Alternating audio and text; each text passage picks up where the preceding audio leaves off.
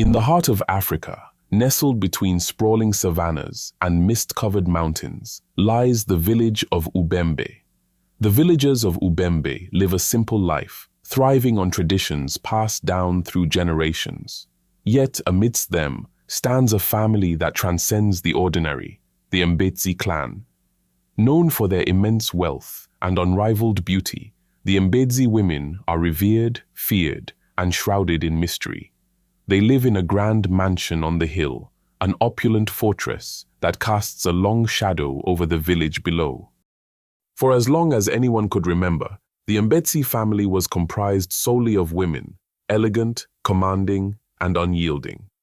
Men who entered their lives, often through marriage, vanished into the depths of the mansion, never to be seen again. Rumors swirled like the wind. Some said the men had run away, unable to handle the power of the Mbezi women. Others whispered of dark rituals and hidden chambers within the mansion's walls, where these men were imprisoned and forced to vomit gold coins, sustaining the family's endless fortune. But the truth was far more sinister.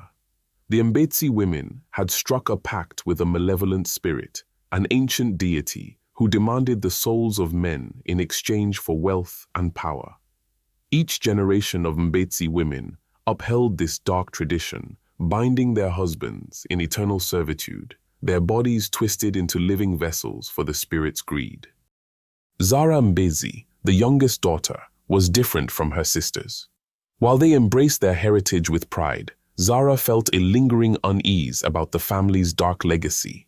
She often wandered the village, observing the simple lives of the villagers, longing for the freedom they enjoyed. Despite her beauty and wealth, Zara felt trapped in a gilded cage, bound by secrets she could not fully understand. One day, while exploring the forbidden library of the mansion, Zara stumbled upon an old, dusty journal hidden behind a false wall. The journal belonged to her grandmother, the previous matriarch of the Mbezi family. As she flipped through its pages, Zara uncovered the chilling truth about the family's curse, how each Mbezi woman was bound to the deity, and how the men they married were sacrificed in rituals that fed the family's insatiable greed. Zara's heart pounded as she read the final entry, penned with shaky handwriting. The curse will only end when the last Mbezi woman defies the pact, but the price of freedom will be steep, for the deity does not forgive betrayal. Zara knew she had to make a choice: continue the cycle of wealth and blood, or find a way to break the curse that had plagued her family for generations. As she was in deep thought, she got interrupted by a thin, quiet voice. "Zara, follow me." She followed the voice and found another hidden old door behind the library. She couldn't believe her eyes. So it's really true? The husbands of her sisters, vomiting gold coins in an empty chamber she never knew existed in the mansion. She was frozen in shock and fear. She stared at them for a while. It felt like a nightmare as she struggled to pick her body to run through the silent hallway. So many things were going through her mind. Was she dreaming or hallucinating? What did she just see? No, this can't be true. Now, the eerie night came. Zara was restless. She could not sleep or think straight. "I need to go and see Mama Nuru," she thought to herself. Mama Nuru is an old wise herbalist who she befriended during her clandestine visits. And also, she saw Mama Nuru as a surrogate mother who provided warmth and understanding. While Zara thought no one knew about her discovery, the spirits guarding the mansion were angry and made it known to the current matriarch, Nana Mbezi, telling her she was careless about the family's legacy, and also told her if anything should go wrong, her life will be taken as exchange for retribution to protect the family's secret. The next morning, determined to end the suffering caused by her family's evil and greed, Zara went to Mama Nuru's humble hut, where the walls were adorned with talismans and herbs that smelled of earth and rain. As Mama Nuru saw her, she knew why Zara had come. "The Mbezi curse is a strong one, Zara. It feeds on fear, greed, and the blood of the innocent. To break it, you must confront the deity, but be warned, it will not relinquish its hold easily." Mama Nuru warned firmly, "I don't care about the wealth or power. I just want to be free of this darkness. But how do I face a god?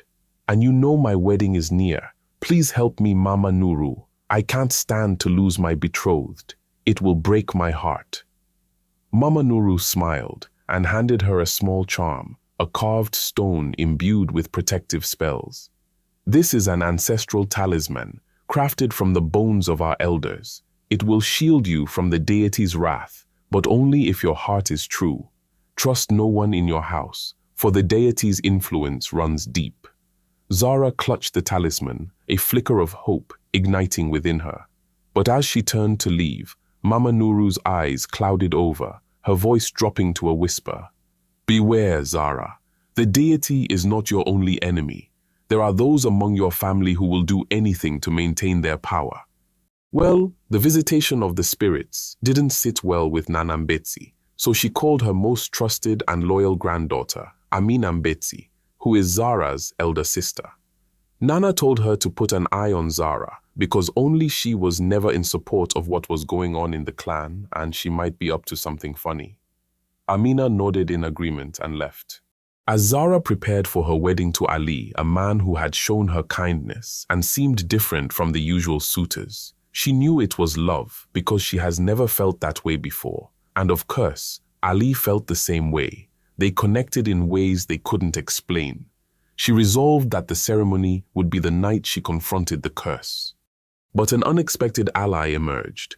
Her sister Amina, the most loyal to the family's dark traditions, approached Zara in secret. "Zara, I've seen the way you look at Ali. You don't want this life for him, do you?" Zara hesitated, sensing a trap. "Why do you care, Amina? You've always upheld the rituals without question." Amina glanced over her shoulder, her voice dropping to a whisper. "I've been pretending for too long. I hate this as much as you do. Let me help you. Together, we can end it." Reluctantly, Zara accepted Amina's offer, believing that perhaps her sister's resolve had also cracked under the weight of their family's sins. They agreed to meet that night in the Forbidden Library, where Zara would show Amina the journal that contained the secret to breaking the curse and also the content in the hidden chamber. But when Zara arrived at the library, Amina was nowhere to be found. Instead, Zara was confronted by a dark figure shrouded in shadows, her grandmother, Nana Mbezi, the matriarch of the family. Zara froze for a second. "You are naive, Zara. Did you truly think Amina would turn against me? She is my most loyal daughter. She lured you here to test your resolve, to see if you would betray the family." Zara's blood ran cold. She could not say a word. "You have the spirit to defy, but you lack the strength to command. Your heart will lead you to ruin." Just as Zara prepared to fight her way out, the floor beneath her feet gave way. She plummeted into darkness, landing in the cursed chamber where the men were held, bound to their fate of vomiting riches. Bruised and disoriented, Zara found herself surrounded by the men her family had sacrificed. They stared at her with hollow eyes, their mouths stained with the gold they had been forced to produce. Among them was Ali, her betrothed, who had been taken while she was lured into the trap. Ali approached her, but to Zara's shock, he was not the man she had known. His eyes were dark, filled with the same eerie glow as the deity that haunted her family. It was then that Ali revealed his true identity. He was the deity, disguised in human form, having entered Zara's life to test the limits of her defiance. "You thought you could break the curse with mere resolve. I am bound to your bloodline as surely as these men are bound to this chamber. Your betrayal has only strengthened my hold." Zara was paralyzed by this revelation.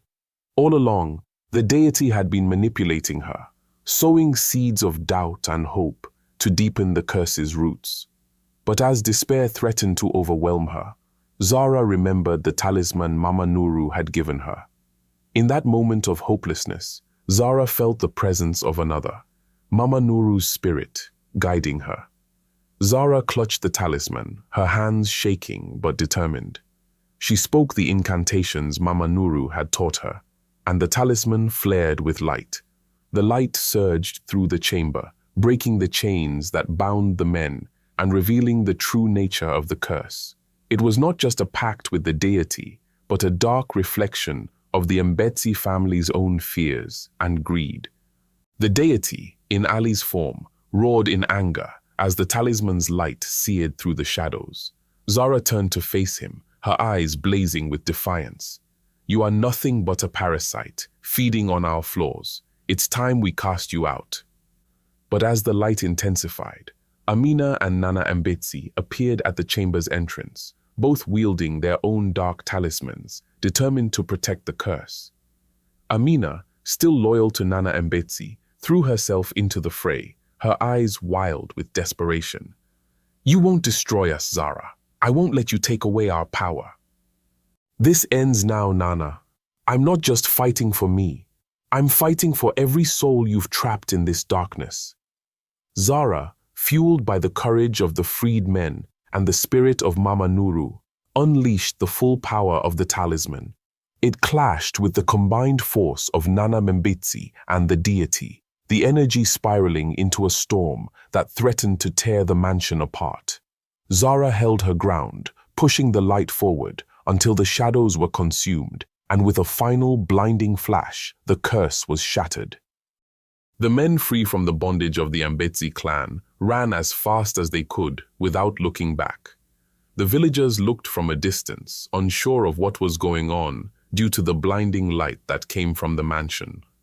As the dust settled, Zara found herself standing amidst the rubble of the chamber, Nana Mbezi lying unconscious while Amina looked at her in pain and regret. Ali, now truly himself, hugged Zara, his eyes no longer filled with darkness, but with gratitude. The men who had been trapped for so long were free, their chains gone, their spirits restored. "You did it, Zara. You ended the curse." Zara nodded, though the weight of the battle still hung heavy on her shoulders. She was grateful her betrothed was here to stay, without being in an unsettling bondage.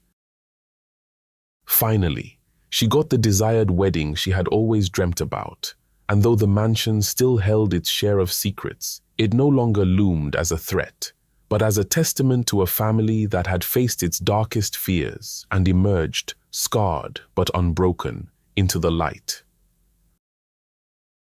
Ali, the first man to survive in the Mbezi clan, vowed to uphold a new generation, a generation without greed, bloodshed, and fear. And so the deity vanished and never returned till today as we speak. I truly appreciate your time and love for these stories. If you'd like to hear more, please like, subscribe, and turn on notifications so you never miss a new tale.